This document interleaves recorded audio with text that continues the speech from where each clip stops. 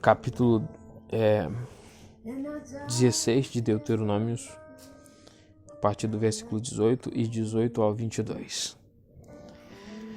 É fundamental que o povo de Deus seja conduzido da forma correta, e essa seção se refere a Juízes 16:18, aos tribunais 17:8, aos reis 17:14, aos sacerdotes 18:1, aos profetas 18:9, a seção 16:21, a 17:7, que trata da adoração, parece ter sido deslocada de 12:1 a 14:21, mas nos dá um lembrete de que o secular e o sagrado não estavam separados em Israel.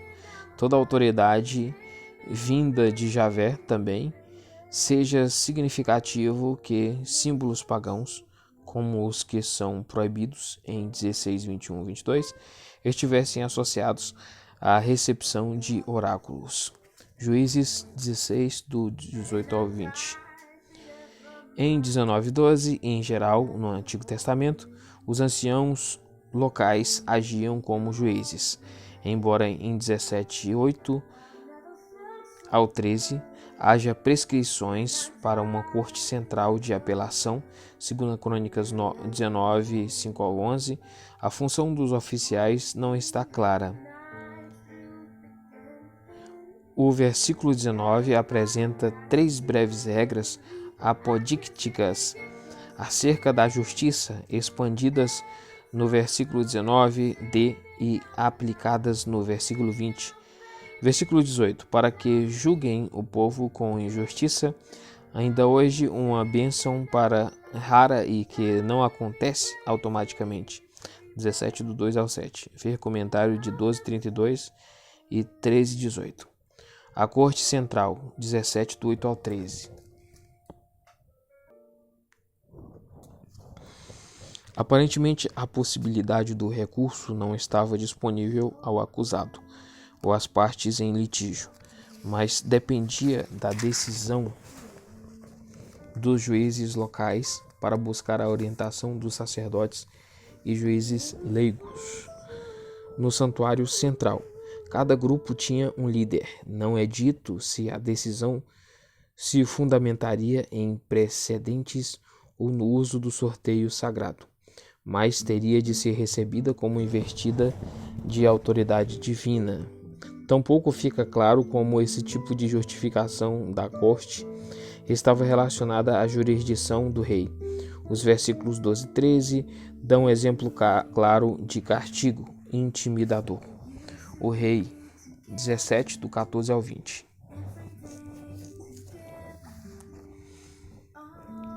Esse trecho é surpreendente. É verdade que os tratados de suzerania podiam conter estipulações acerca da escolha de um rei, mas nenhum outro estado do Oriente Médio veria a sua soberania dessa forma. A monarquia é considerada apenas permitida e não ordenada por Deus. O rei, como um grande rei de Israel, deve ser um conservo da aliança, sujeito às suas exigências. Em outras nações, o rei era um deus. Em Israel, Deus era o rei. Versículo 15. Essa perspectiva da monarquia é semelhante à de Oséias e 1 Samuel 8:1. 1 Samuel 8, do 11 ao 18, e especialmente o exemplo de Salomão. Mas essas tendências eram comuns no Oriente Médio. Alguns séculos mais tarde, houve soldados hebreus mercenários no Egito. Comportar-se assim significava falta de confiança em Javé. Versículo 18 ao 20. O rei vassalo geralmente recebia uma cópia do tratado de suzerania. Outra cópia seria depositada no santuário do deus do suzerano. Segundo Reis 11:12, mostra que como esse acordo e suas condições eram observadas. Somente a lei da aliança poderia proteger o rei dos perigos da sua posição. Os sacerdotes, 18, do 1 ao 8. A tribo de Levi não tinha porção de terra. Assim, há uma provisão especial para o seu sustento. 1 Coríntios 9, 13. Versículo 1. Os sacerdotes levitas encontramos... e levitas, né, tá aí ele colocou referências, confira em 17:9, Atos 21:5 e 31:9. Encontramos os sacerdotes descendentes de Levi. Muitos estudiosos sugerem que todos os levitas eram originariamente sacerdotes e que a designação exclusiva dos filhos de Arão como sacerdotes foi um desenvolvimento posterior, mas esse texto não apoia esta teoria. Todos os sacerdotes eram levitas, mas nem todos os levitas eram sacerdotes. E podemos traduzir aqui: os sacerdotes, os levitas, toda a tribo de Levi, construção semelhante ocorra em 17:1. Versículo 2: eles de fato possuíam cidades próprias. Josué 21. Versículo 3: grandes quantidades de ossos do ombro direito foram encontrados no templo cananeu em Laquis. As diferenças entre este texto e Levítico 7, 28 e 36, número 18, do 8 ao 19, não são muito importantes. A posição dos sacerdotes talvez tenha variado de acordo com o local e a época. Versículo 4, números 18, 12 e 2 Crônicas 31, 5. A lã é mencionada somente aqui. Versículos 6 a 8. Esses versículos que preservam os direitos dos levitas após o estabelecimento de um santuário central fazem distinção clara entre levitas sacerdotais e levitas não sacerdotais. Não somente 10:8, números 16:9, mas especialmente 2 Crônicas 29:11 mostram que os verbos no versículo 7 não significam necessariamente serviço sacerdotal. O hebraico do versículo 8b não é claro. O profeta 18, do 9 a 22. Após a proibição de práticas por meio das quais era e é supostamente possível conseguir conhecimento sobrenatural, vem a promessa de que por meio da instituição da profecia, Israel terá o seu próprio meio de iluminação. Isso obriga o povo a obedecer à palavra de Javé, assim falada, e a distinguir a mensagem de Javé das palavras dos homens. Versículo 15. O Senhor levantará um profeta como eu. A promessa tem significado tanto individual quanto coletivo. Na época do Novo Testamento, entendia-se como isso o precursor do Messias ou o próprio Messias. Versículo 16 é notável que o único texto da Torá que estabelece a profecia como parte da religião de Israel faz isso com base nessa premissa. Versículo 18. Nem o rei nem o profeta estão acima da aliança. Versículos 20 e 22. Uma pergunta difícil. João 1,19, 25 e Marcos 12, 28.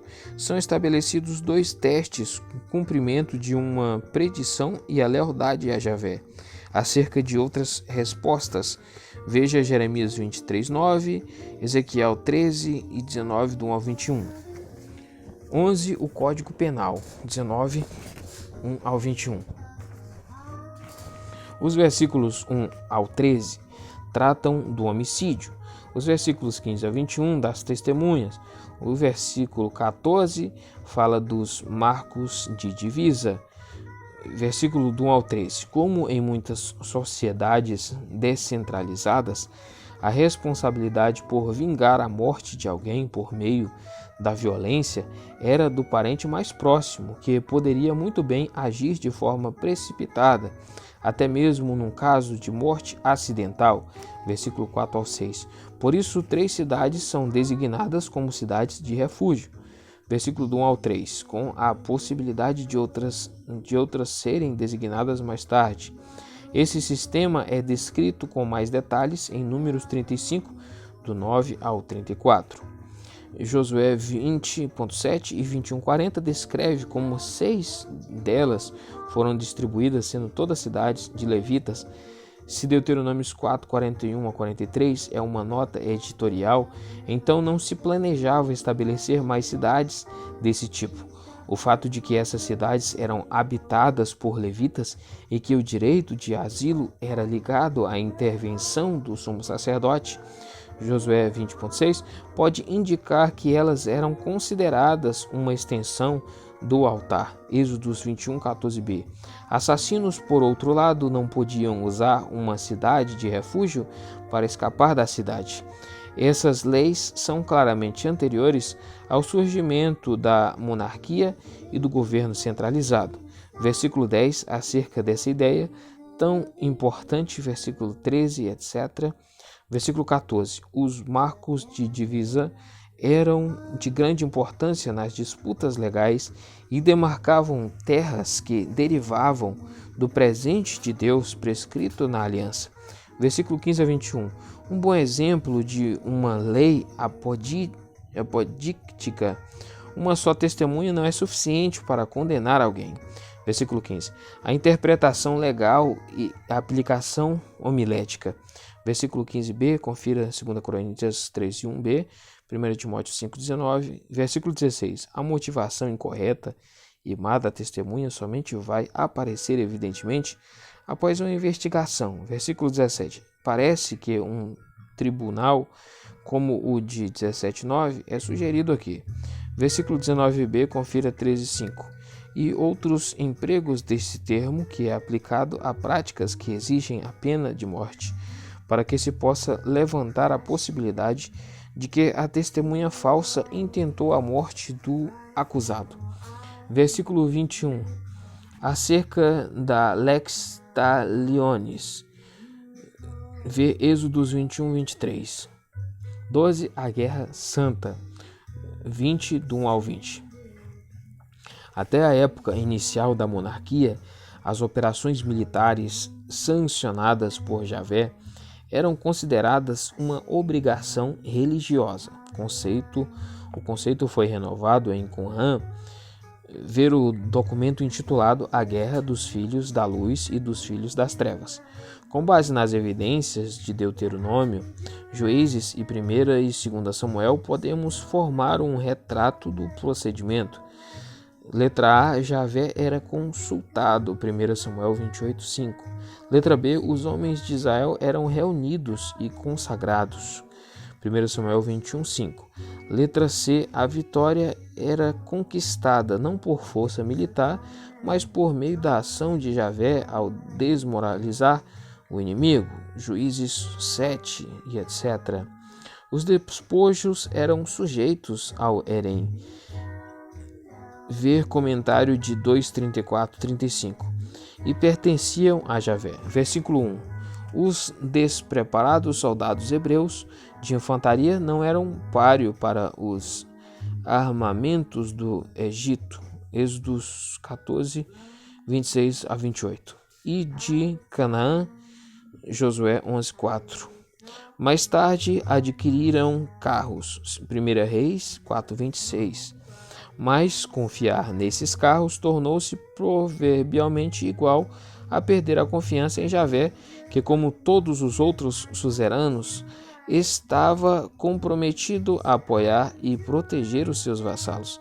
Isaías 30:16, Oséias 14:3. Versículo 2. Sacerdotes, profetas e intérpretes de presságios acompanhavam com regularidade os exércitos no mundo antigo.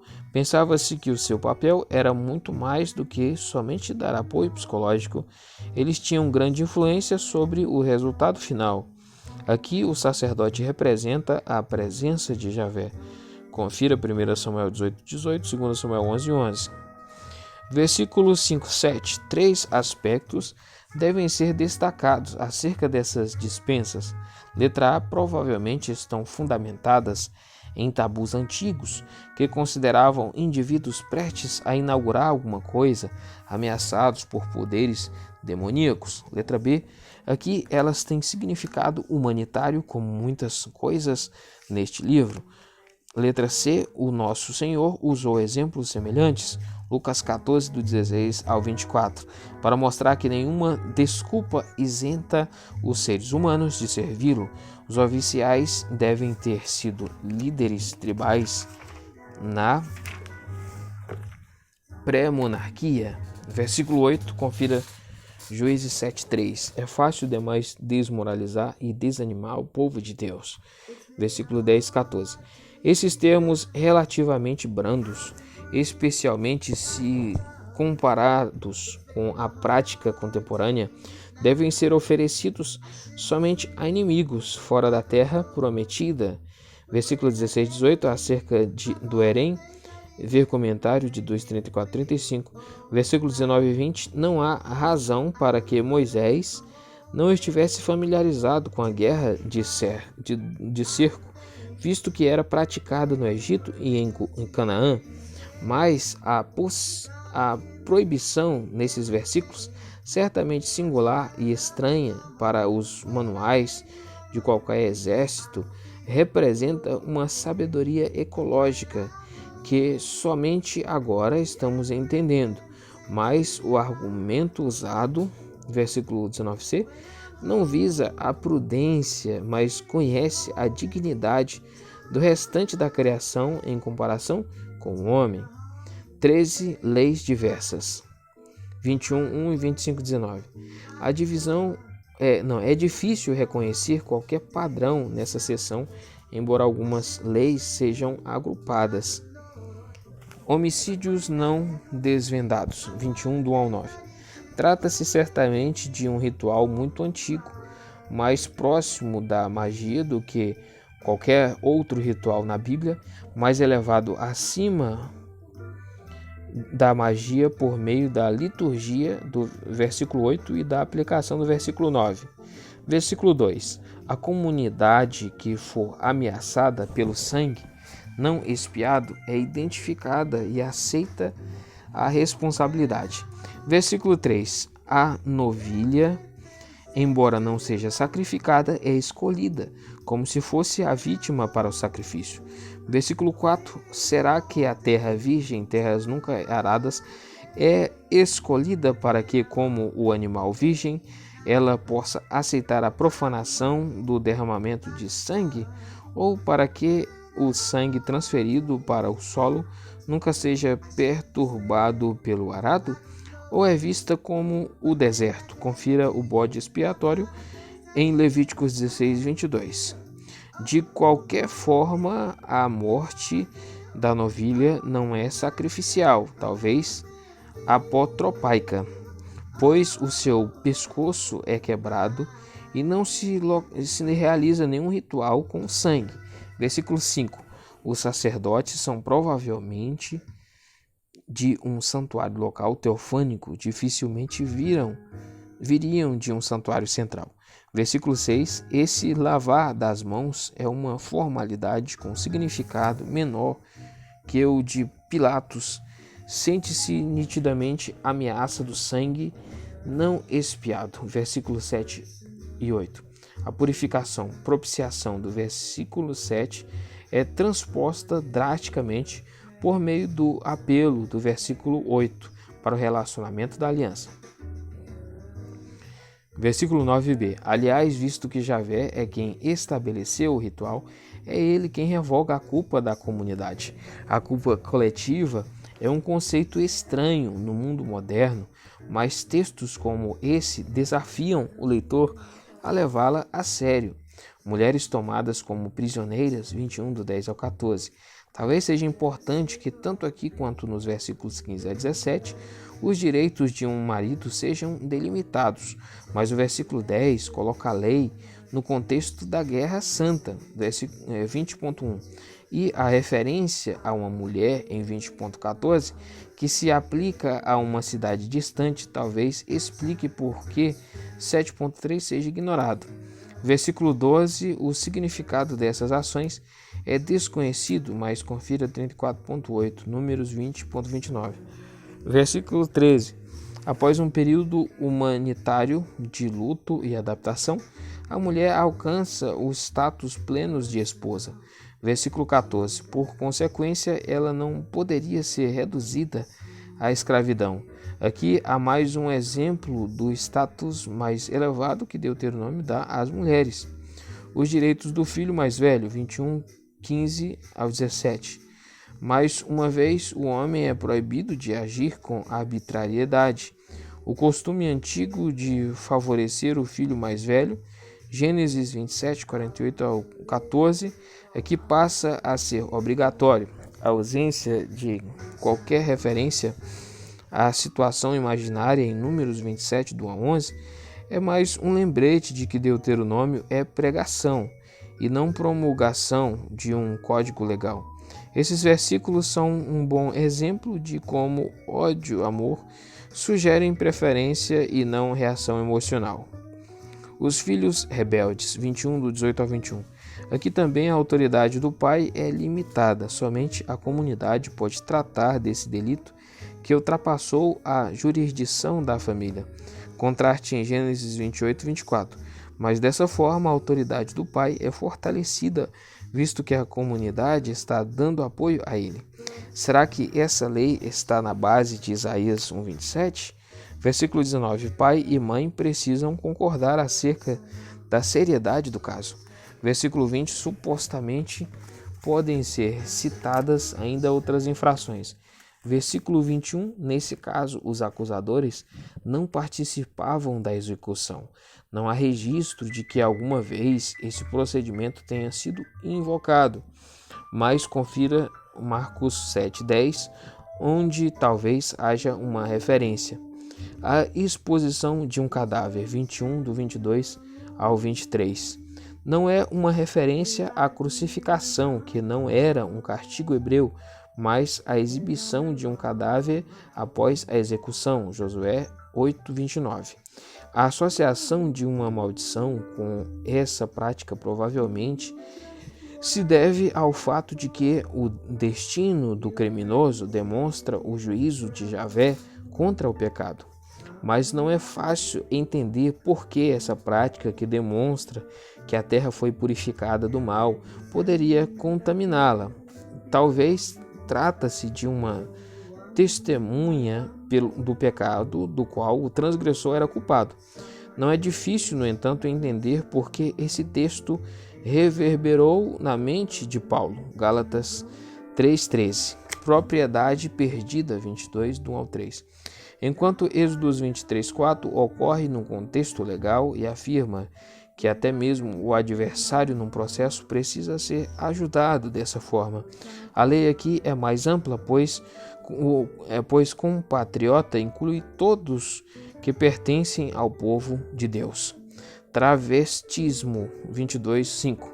A lembrança de muitos, esse versículo é citado contra o uso de calças por parte das mulheres, mas não se elaborou a correspondente rejeição de roupas de tecidos mistos de lã e seda artificial. Versículo 11.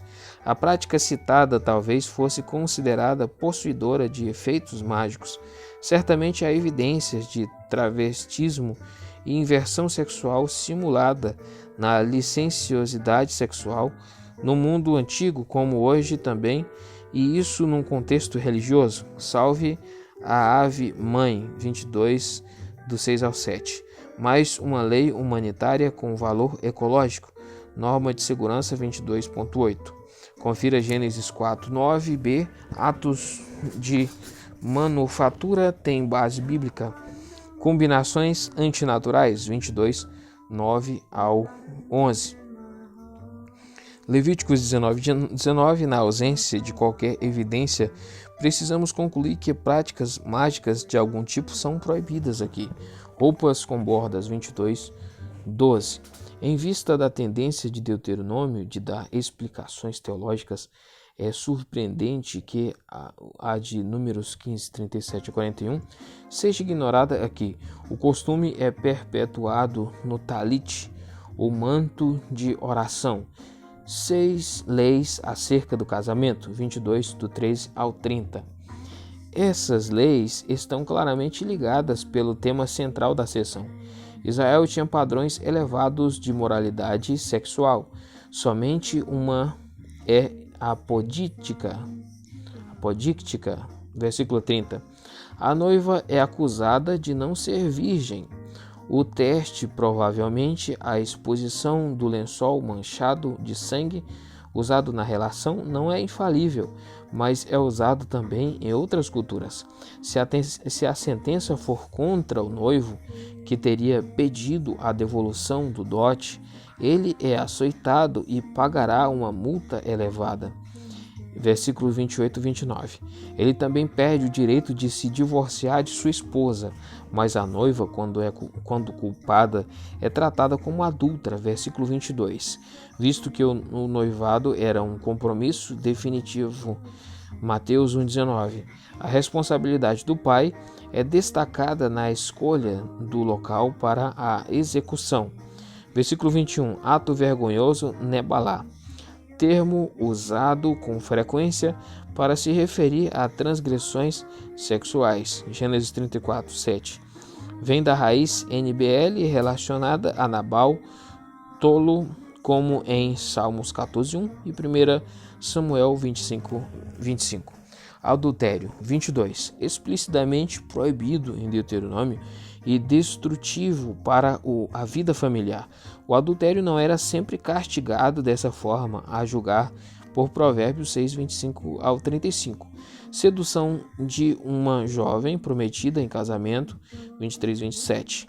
A transgressão é tratada como adultério, visto que a jovem pertence a outro homem, mas se supõe que ela seja inocente se o incidente ocorreu num lugar remoto.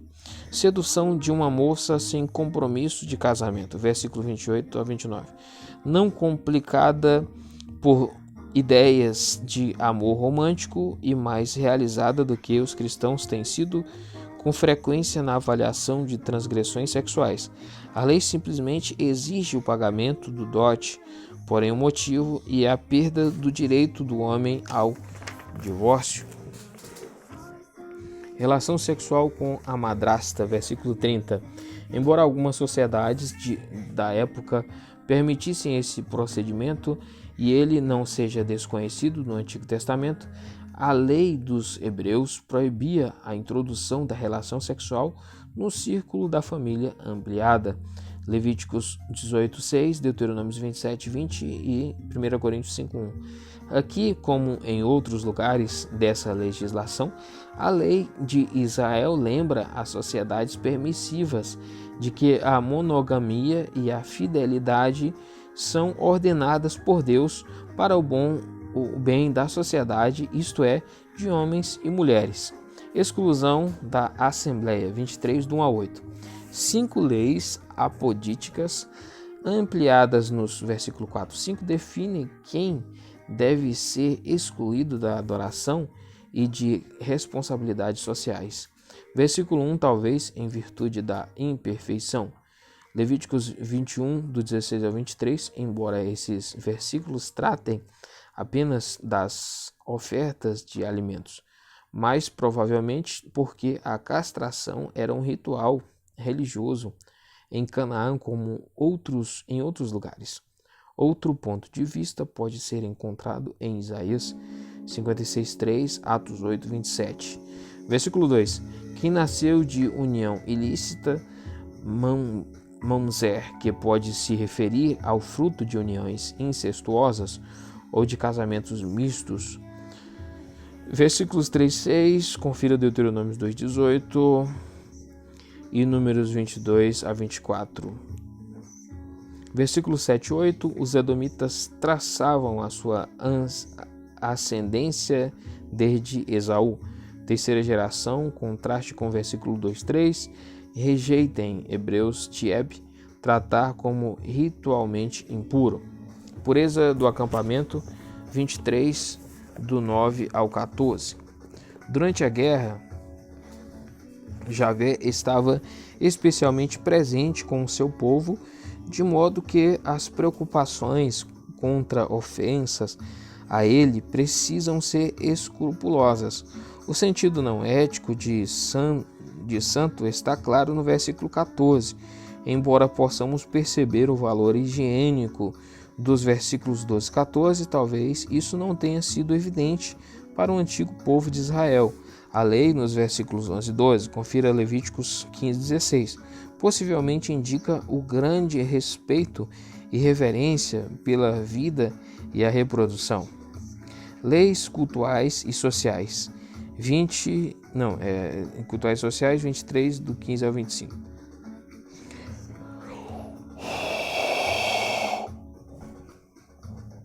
O escravo refugiado, versículo 15 a 16. Está em consideração aqui o escravo de um estrangeiro, pois um proprietário hebreu podia reivindicar a devolução de sua propriedade. Nenhum hebreu podia escravizar novamente o refugiado. Deuteronômio 15:15 é relevante aqui e para o cristão. João 8:34. Prostituição religiosa, versículos 17 e 18. Prostitutos e prostitutas de templos que às vezes praticavam o homossexualismo, ao menos no caso de homens. Eram comuns em religiões não bíblicas e ainda existem em 1 Reis 14:24 e 2 Reis 23:7. A palavra usada é Kades Kedesá, homem, mulher, santo. A prática é aqui proibida, os ganhos dela tampouco podem ser dedicados a Javé. Dinheiro emprestado a juros.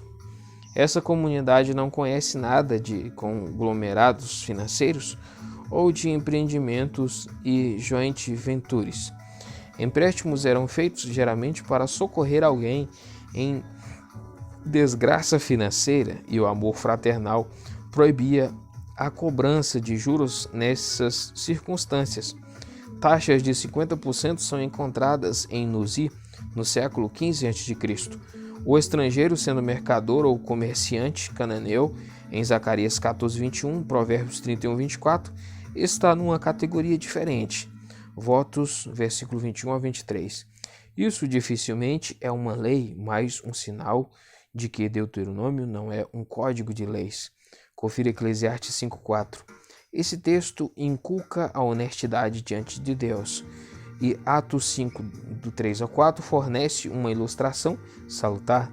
A colheita do vizinho, versículo 24 e 25, aqui está uma comunidade em que as pessoas se importam umas com as outras, mas que proíbe a exploração daquelas que dão assistência. Confira a interpretação tendenciosa dos fariseus em Marcos 2, do 23 ao 28. Novo casamento de um homem com a ex-esposa, 24, do 1 ao 4. É importante reconhecer que essa lei trata de um caso muito especial, somente e na sua complexidade, e todo o constituído de apenas uma frase.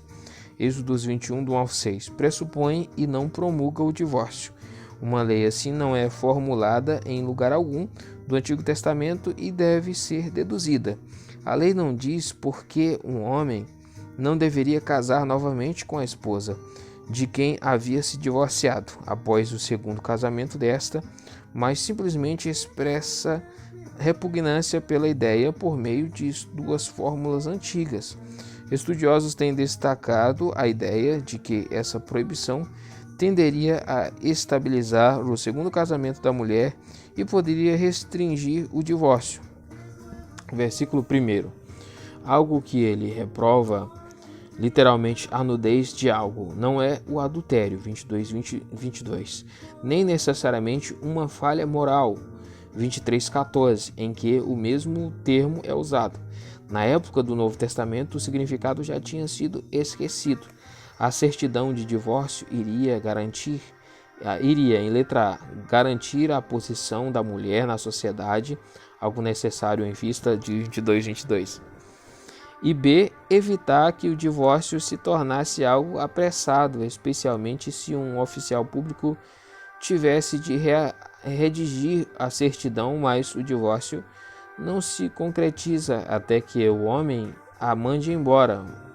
Formalmente, versículo 3, não gosta mais dela. Odiar, 21, do 14 ao 17. Versículo 4, tanto Jeremias quanto Oséias consideraram isso relevante para a sua experiência e percepção religiosa. Oséias 1:3 e Jeremias 3, do 1 ao 8. Leis sociais, 24:5 e 25:4. Dispensa do serviço militar, 24.5, confira 20.7. O respeito pela família e a necessidade de possuir descendentes têm prioridade sobre a guerra santa. As pedras de moinho são sagradas, 24.6. O homem pobre é protegido por esta lei. Se o credor tomasse as suas pedras de moinho, a família do devedor não teria condições de preparar o seu pão. O sequestro, 24.7, uma reafirmação de Êxodo 21.16, contraste com Deuteronômio 15.22 e observe a pena severa para a comercialização de escravos e a fórmula de purificação. Leis acerca dos empréstimos, 24.10 ao 13. Aqui aparece mais uma vez a preocupação humanitária de Deuteronômio. Até o credor abastado não pode intrometer-se na casa do tomador de empréstimo pobre, e se tomasse desde a capa em garantia, deveria devolvê-la até a noite. Êxodos 22:26. Os direitos dos trabalhadores diaristas, 24:14. Mais uma vez, Javé aparece como o protetor dos indefesos.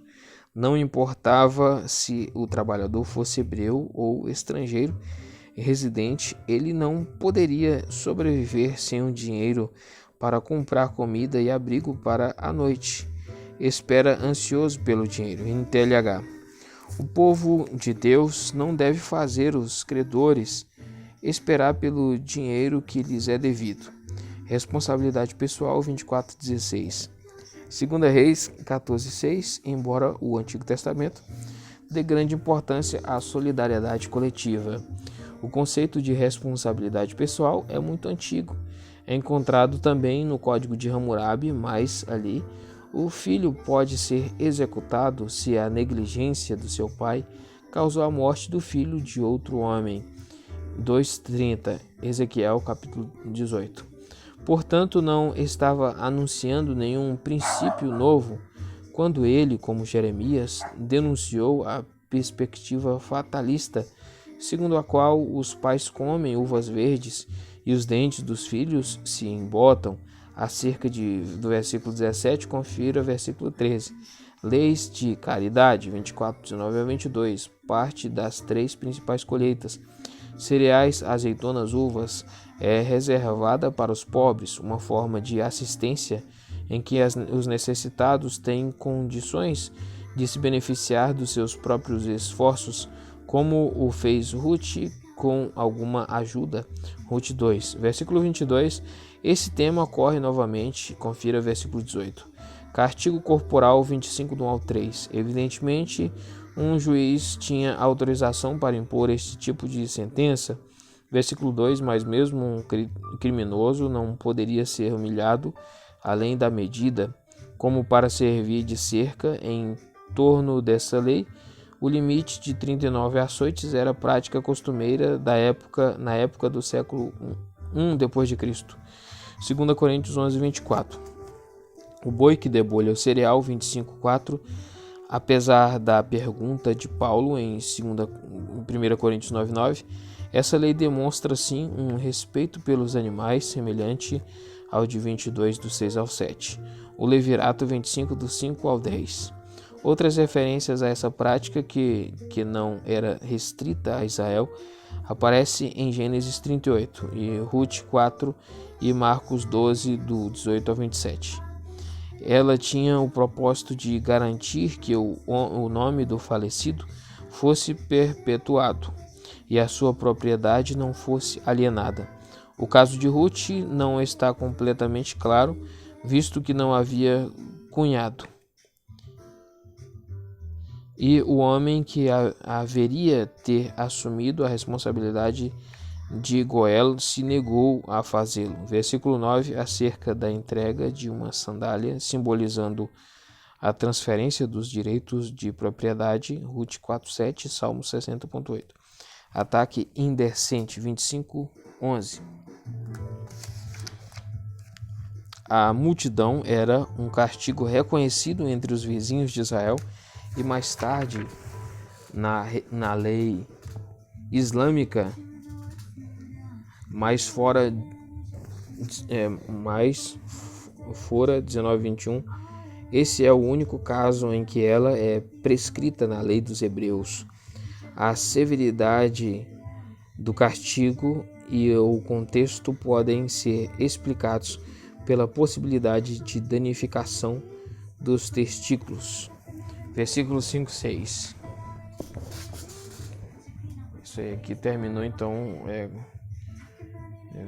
no caso, vai continuar no capítulo 25, 13, né, do 13 em diante.